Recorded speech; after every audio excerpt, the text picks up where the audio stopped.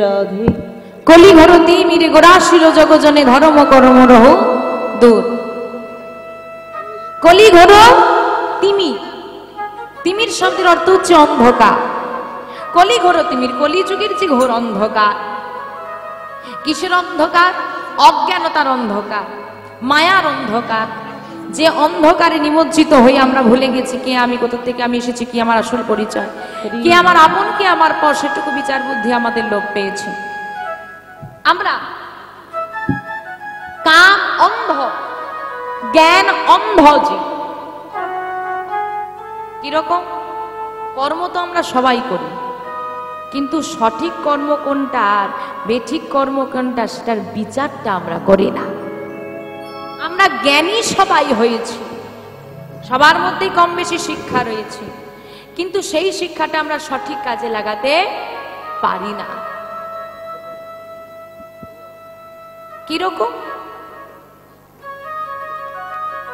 কুরুক্ষেত্রে যুদ্ধ হয়েছে, মহাভারতে আমরা সবাই তার কথা কম বেশি সবাই জানি।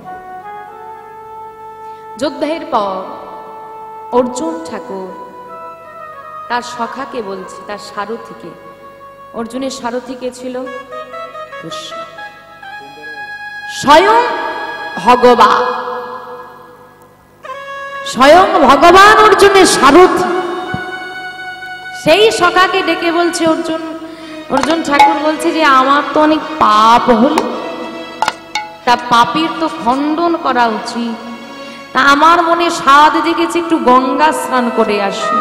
গঙ্গা স্নান করলে পাপ ধুইয়ে যায়, তাই তো? এই যে আসছে দিন গঙ্গা স্নানের, কোন দিন? পৌষ সংক্রান্তি। হ্যাঁ, আসছে, সব গঙ্গা স্নানে যাবে।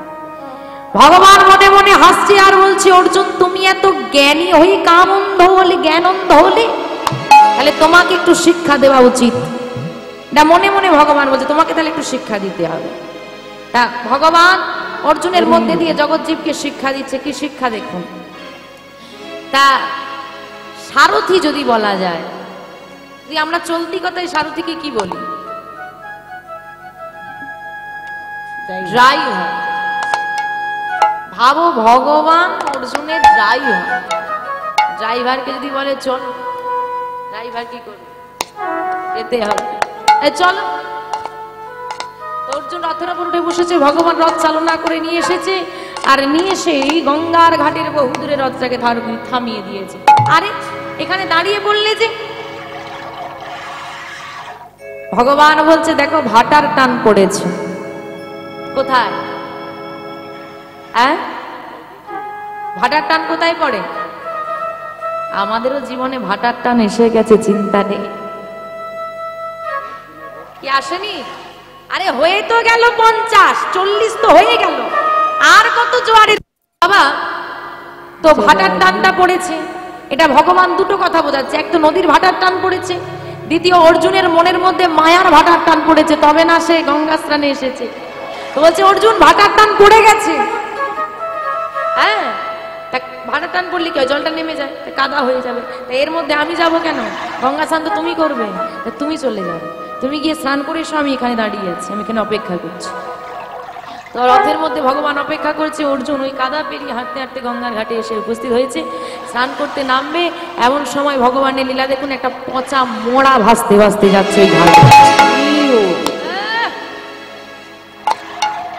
কপালটা দেখেছি, এলাম গঙ্গা স্নানে, এত কাদা পেরিয়ে এলাম, তারপরে মোড়াটাকে এই ঘাট দিয়ে ভেসে যেতে হচ্ছে। তাই কাদা পাই ফিরবো, আবার আসবো, অন্য ঘাটে কি তো নামতে হবে।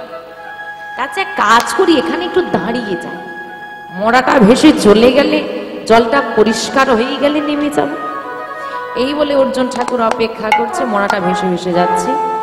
আর বাবা ভগবানের লীলা দেখুন, দুটো শ্রীগাল ছুটতে ছুটতে এসেছে, একটা ছোট শ্রীগাল, একটা বড় শ্রীগাল। ছুটতে ছুটতে এসে ওই মোড়াটাকে দাঁত দিয়ে ধরে টানতে টানতে টানতে টানতে ওই ঘাটে তুলে দিয়েছে। তা বিরক্তটা কিরকম হবে? ভীষণ রেগে গেছে, আরে এখানে এসে মোড়াটাকে তুলতে হলো, গঙ্গা স্নান নয় আমার কপালে লেখাটাই এক চলে গেল। অর্জুন ঠাকুর চলে যাচ্ছে, অন্য ঘাটে যেতে হবে, এই ঘাটে তো স্নান হবে না। আর যেই না অর্জুন ঠাকুর কিছুটা এগিয়ে গেছে। দুটো শ্রীগাল আছে, একটা ছোট শ্রীগাল, একটা বড় শ্রীগাল।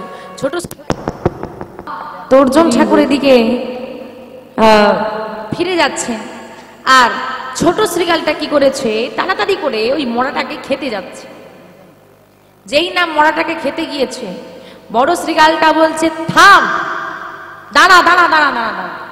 আর যেই না বলেছে থাম দাঁড়া, অর্জুন দাঁড়িয়ে পড়েছে। কথাটা বলেছে ছোট শ্রীগালকে, কিন্তু অর্জুনের কানে পৌঁছে গেছে। অর্জুন তো চলে যাচ্ছে, দাঁড়াতে বলল, দাঁড়িয়ে পড়েছে। দাঁড়িয়ে পড়ে অর্জুন ঠাকুর চিন্তা করছে, এই যে দাঁড়াতে বলল, আচ্ছা এসে যখন পড়েছি, দেরি যখন হয়েই গেছে, ও কি কথাটা বলতে চায় একটু শুনেই যাই। তাই তিনি, ঘটনাটা ঘটছে পেছন দিকে, তিনি কিন্তু ঘুরে দাঁড়াচ্ছেন, তাদের দিকে সরাসরি দেখছেন না। যতই হোক রাজা তো একটু অহংকার তো হবে, তাই পেছন ঘুরে দাঁড়িয়ে আছেন। আর পেছন ঘুরে দাঁড়িয়ে এই কি বলছে শুধু সেটা শ্রবণ করছে। তখন ছোট শ্রীগালটা বলছে, কেন দাদা দাঁড়াবো কেন, দেখো অনেকক্ষণ ধরে কিন্তু খুব খিদে পেয়েছে, হ্যাঁ খাবার বহুক্ষণ ধরে খিদেটা সহ্য করে রেখেছি, আর মুখের সামনে এত সুন্দর খাবার পেয়েছি, খাবো না। বলে দাঁড়া ভাই, আমাকে একটু সময় দে, আমি একটু পরীক্ষা করে দেখি এই মড়াটা খাবার উপযুক্ত কিনা। সামান্য শ্রীগাল বলছে, খাওয়ার মুখের সামনে পেয়েও ক্ষুধার জ্বালা, বলছে দাঁড়া আগে পরীক্ষা করি মড়াটা খাওয়ার উপযুক্ত কিনা। আমরা মানুষ, জীবকুলের শ্রেষ্ঠ জীব, আমরা কিন্তু বিচার করি না কোনটা খাওয়ার উপযুক্ত আর কোনটা উপযুক্ত নয়। যেটা পাই সেটাই খেয়ে সর্বভোগ প্রাণী হয়ে গেছি, আমরা বিচার করি না। ওই শ্রীগালটা বিচার করছে, দাঁড়া আমি পরীক্ষা করে দেখব।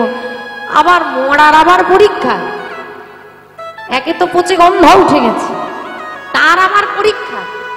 ঠিক আছে, যা করবে তাড়াতাড়ি করো, খুব খিদে পেয়েছে আমার। আচ্ছা দাঁড়া।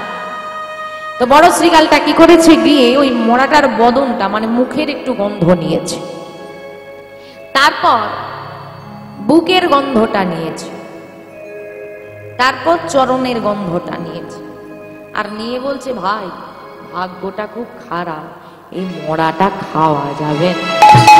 খাওয়া যাবে না মানে এত ক্ষুধার জ্বালা সহ্য করিলে, এত খান পর খাবার পেয়েছি আর তুমি বলছো খাওয়া যাবে না। বলে না রে, এটা খাওয়া যাবে না, এটা ভালো না। তা তুমি পরীক্ষা কি এমন পরীক্ষা করলে আর কি এমন বুঝলে যে মড়াটা খাওয়া যাবে না? বলে দেখ ভাই, এই মড়াটার আমি মুখে গন্ধ নিয়ে দেখলাম, যদি মুখের দিকটা খাওয়া যায়। তো মুখে গন্ধ নিয়ে কি দেখলে দাদা? বলে আমি মুখে গন্ধ নিয়ে দেখলাম কোনদিন বদনে কৃষ্ণ কথা বলে না, এর বদনটা সেবা করা যাবে। তা নয় সেবা করা গেল না, শরীরটা তো সেবা করা যাবে। বলে তাও হবে না। কেন না? আমি বুকে গন্ধ নিয়ে দেখেছি এ কোনোদিন সাধুগুরু বৈষ্ণবকে আলিঙ্গন করে না, কোনোদিন সাধুগুরু বৈষ্ণবী চরণ ধোলা অঙ্গে মাখে না, এই দেহটা সেবা করা যাবে না। তা পায়ের দিকটা তো খাওয়া যাবে, চরণের দিকটা। বলে না, সেই দিকটাও খাওয়া যাবে না। কেন না? এই চরণ দিয়ে কোনোদিন তীর্থ ভ্রমণ করেনি, কোনোদিন সাধু সঙ্গ করে না, হরিবাসরে যায় না, তাই এই চরণটাও সেবা করা যাবে না। এই দেহটা তাহলে আমরা সেবা করতে পারবো না। চল ভাই আমরা ফিরে যাই। ছোট শ্রীগালটা বিরক্ত হয়ে বলছে, ভাই ভালো লাগে না, তখন ধরে অপেক্ষা করছি খাবো বলে, তা যাই হোক খাওয়া যখন যাবে না দাঁড়িয়ে থেকে লাভ নেই, চলো দাদা আমরা চলে যাই। এই বলে দুই ভাই চলে যাচ্ছে। আর যাওয়ার সময় বড় শ্রীগালটা ওই মৃত দেহটাকে একটা পদাঘাত করে চলে, লাথি মেরেছে। যেই না লাথি মেরেছে, পদাঘাত করেছে, ছোট শ্রীগালটা বলছে, দাঁড়াও দাদা, তুমি এটা কি করলে? তুমি এটা কি করলে? বলে কেন পদাঘাত করলাম? বলে দাঁড়াও দাদা, এতক্ষণ তুমি আমাকে অনেক কথা বলেছো, আমাকে সেবা করতে দাওনি বলেছো, তার পরীক্ষা নিরীক্ষা করেছো, আমি সব মেনে নিয়েছি, কিন্তু এটা আমি ঠিক মানতে পারলাম না। কেন না তুমি পদাঘাতটা কেন করলে? বলে দেখ ভাই, আমরা পশু জাতি, আমরা শ্রীগাল, আমরা গোবিন্দ সেবার অধিকারী নই। আমরা মানব দেহ পাওয়ার জন্য কত কাঁদি, চোখের জল ফেলি, কেন মানব দেহ পেলে গোবিন্দ সেবা করব। কিন্তু এ একজন মহাপাপী, যে মানব দেহ পেয়েও গোবিন্দের ভজন সাধন কোনোদিন করে না। তাই এরকম মহাপাপীকে পদাঘাত করতে আমার কোনো দ্বিধা নেই। দাদা, তা ও ভজন সাধন করে না, ভগবানকে চিনতে পারেনি, তাই তুমি ওকে পাপী বলে পদাঘাত করলে। ও মৃত বলেই তো তুমি পদাঘাত করতে পারলে, জীবিত হলে কি পদাঘাত করতে পারতে? বলে হ্যাঁ আমি করতাম। যদি কেউ মানব দেহ পেয়ে ভগবানকে চিনতে না পারে, সেরকম মহাপাপী যদি জীবন্ত হয়, আমি তাকে পদাঘাত করব। বেশ, তাহলে দাদা আমি তোমাকে একটা জীবন্ত পাপী দেখাই। জীবন্ত পাপী কে? বলে ওই দেখো দূরে দাঁড়িয়ে দাঁড়িয়ে আমাদের কান পেতে আমাদের কথাগুলো শুনছি। চুপ চুপ চুপ চুপ ভাই চুপ, মাথা খারাপ হয়েছে, কি করছিস নাকি? তুই জানিস ওখানে কে দাঁড়িয়ে আছে? কে দাঁড়িয়ে আছে? কে দাঁড়িয়ে আছে? অর্জুন পাপী? হ্যাঁ, যার রথের সারথি ভগবান তাকে পাপী বলছে। এইবার অর্জুন তখনও দাঁড়িয়ে আছে, ভাবছে আমাকে হয়তো চিনতে পারেন। আর একটু শুনি কি বলে। তোমার শ্রীকালটা দেখি না, বলেছে চুপ কর, তুই চিনিস? তুই কাকে কি বলছিস? বলছে হ্যাঁ দাদা আমি চিনি। বলে চিনিস যদি বল কে হয়? কে হয় ওটা? বলে কে হয় জানো? পঞ্চ পাণ্ডবের তৃতীয় পাণ্ডব মহাপাপী অর্জুন। হরিবল হরিবল। যেই নাই কথাটা অর্জুনের শ্রুতি ভুলে গেছে, অর্জুন কি করেছে? ক্রোধান্বিত হয়ে ছুটতে ছুটতে এসেছে। ওরে মূর্খ শ্রীকাল, তুই সামান্য পশু জাতি হয়ে আমাকে পাপী বলিস? এক্ষুনি তোকে আমি হত্যা করব। যেই না ক্রোধান্বিত হয়ে অর্জুন ঠাকুর ছুটে এসেছে, শ্রীকালটা করজোরে বলছে দাঁড়ান ঠাকুর, আপনি আমাকে মারলে আমি এক্ষুনি মারা যাব, আমি জানি। তবে আমাকে মেরে ফেলার আগে আমার 3টি প্রশ্নের উত্তর আপনাকে দিতে হবে। আমার 3টি প্রশ্নের উত্তর দিয়ে যদি আপনি আমাকে হত্যা করেন, আমার কোনো দুঃখ কোনো আক্ষেপ থাকবে না। কি প্রশ্ন তো? না, প্রথম প্রশ্ন, আপনি এইখানে এসেছেন কেন? কেন এসেছেন? গঙ্গা স্নান করতে। দ্বিতীয় প্রশ্ন, গঙ্গা স্নান করলে কি হয়? কি হয়? পাপ ক্ষয় হয়। তৃতীয় প্রশ্ন, এই গঙ্গার উৎপত্তি কোথা থেকে? মূর্খ শ্রীকাল, এটাও জানিস না? এই গঙ্গার উৎপত্তি হলো শ্রী বিষ্ণুর পাদ পদ্ম হতে। বাহ বাহ অর্জুন ঠাকুর, আমি তো ভেবেছিলাম আপনি পাপী, এখন দেখছি আপনি হয়েছেন জ্ঞান পাপী। অর্জুন ঠাকুর আরো ক্রোধান্বিত হয়ে বলছে এত বড় স্পর্ধা তো? হ্যাঁ, তুই আমায় জ্ঞান পাপী বলিস? বলে কেন বলবো না ঠাকুর। অর্জুন ঠাকুর, আপনি জানেন যে গঙ্গা স্নান করলে পাপ ধুয়ে যায়, আর এই গঙ্গার সৃষ্টি হলো বিষ্ণুর পাদ পদ্ম হতে। যে বিষ্ণু আপনার রথে বসে আছে, যে বিষ্ণুকে আপনি ঘরে বসে পেয়ে গেছেন, সেই চরণ দুটো ছেড়ে দিয়ে আপনি এই নিজের চরণ কাদা করে গঙ্গা স্নানে এসেছেন। এটা দেখেই তো বোঝা যায় আপনি কতটা জ্ঞান। যেই না বলেছে, অর্জুনের মায়া ভঙ্গ হলো। অর্জুন কৃষ্ণকে শুধু সখা ভাবলো, তার জ্ঞান ভঙ্গ, তার মায়ার কালিমাটা মুছে গেল। শ্রীকালের দুটো চরণে প্রণাম করে কাঁদতে কাঁদতে অর্জুন ঠাকুর ছুটে চলে যাচ্ছেন রথে। আর রথে ছুটে গিয়ে ভগবানের চরণ দুটো জড়িয়ে ধরে বলছে হে গোবিন্দ, আমি তোমাকে চিনতে পারিনি, আমি এসেছি পাপ ক্ষয় করতে গঙ্গা স্থানে, কিন্তু সেই গঙ্গার সৃষ্টি যে চরণ হতে, সেই চরণটা আমি ভুলে গিয়েছি, আমায় তুমি ক্ষমা করো। আমাদেরও তেমন দশা বাবা, যে গোবিন্দের চরণ থেকে আমরা এসেছি সেই চরণ সেবা করার জন্য, কিন্তু সেই চরণ আমরা ভুলে গেছি। তাই তো বলি হে নিতাই চাঁদ, আর তোমার করুণা আমার প্রতি কবে হবে? কবে বিষয় বাসনা পরিত্যাগ করে আমি হা কৃষ্ণ হা গোবিন্দ বলে কাঁদবো? বলো বলো, আরে কবে? নিতাই চাঁদ মোরে করুণা করিবে, করুণা করিবে।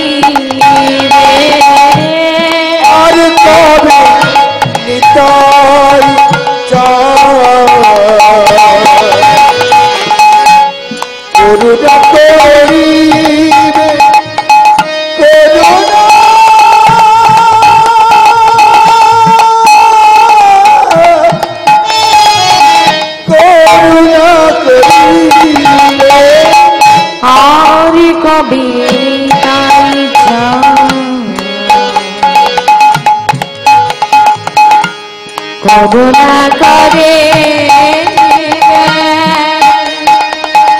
করুণা করে আর কবে যাই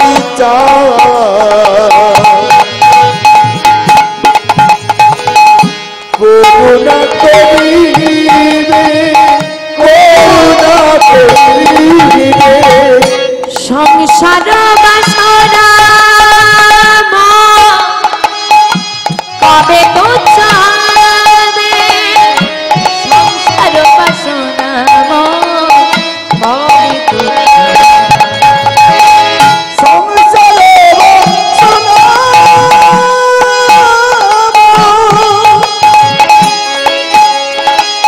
কবে তো চাবে সংসার বাসনা আমার কবে তো চাবে আর কবে করুণা করে করুণা করিবে তাই গৌর শ্যামাত্র হরি বল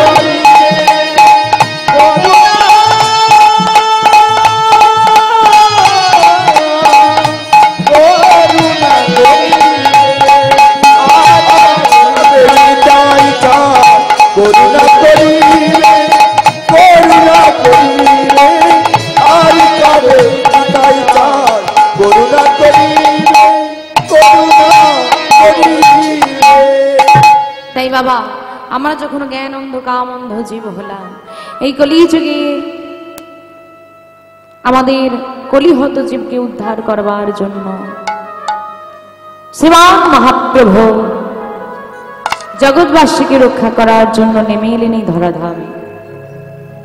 জগৎ জীবের দ্বারে দ্বারে গিয়ে হাতে ধরে পায়ে ধরে অযাচিত ভাবে তিনি নামের প্রচার করলেন।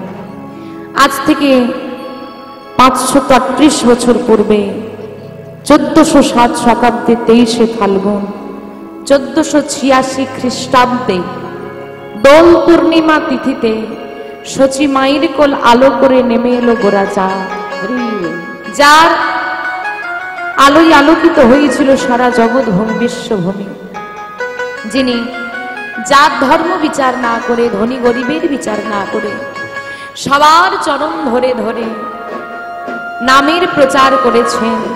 আর এমন ভাবে নামের প্রচার করলো বলেই কিনা এমন সুন্দর মহতি হরিবাসরা যে গ্রামে গ্রামে তৈরি হচ্ছে, এত ভক্ত সমাগম হচ্ছে। তাই এই স্থানে আমার গৌর হরি এসেছেন। তাই বলছে মহাজন আমার গৌর এলো রে,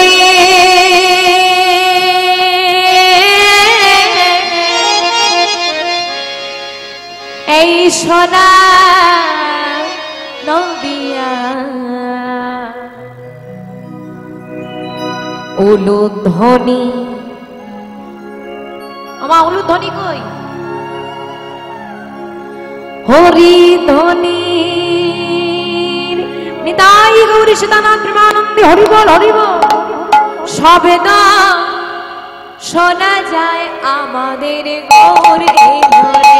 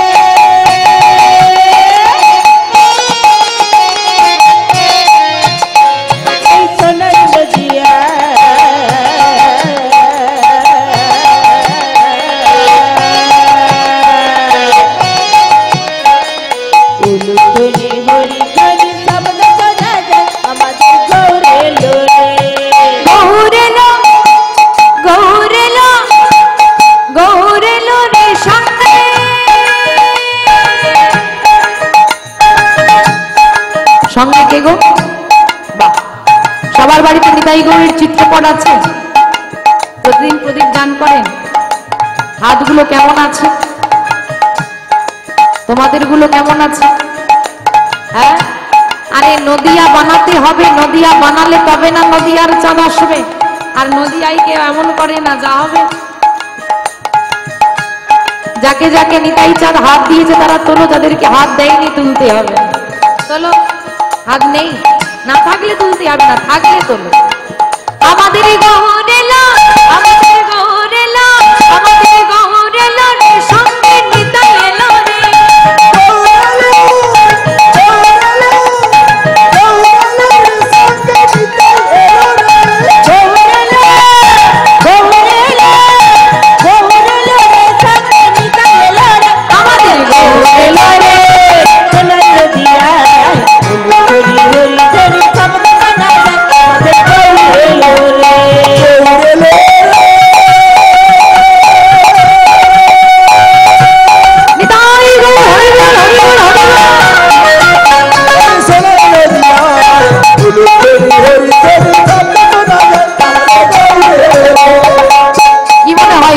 এসেছে মায়েদের এই আকুল ডাক, তা গৌর হরি না এসে পারে? তা গৌর হরি তো এলো, দেখতে যাবে না? হ্যাঁ, দেখতে যাবে। কারা কারা গৌর হরিকে দেখতে যেতে চাও একটু হাত দুটো উপর দিকে তোলো তো। বাহ বাহ বাহ, উলু ধ্বনি, উলু ধ্বনি, উলু ধ্বনি।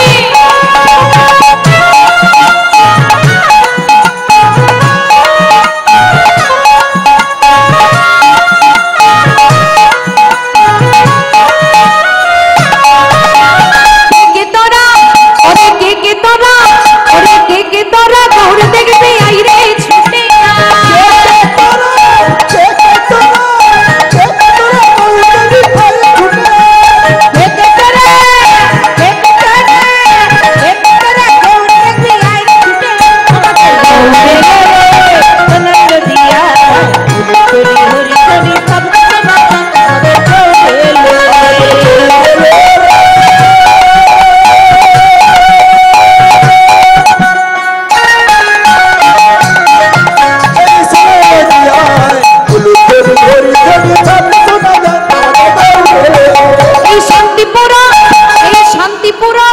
এই শান্তিপুরা,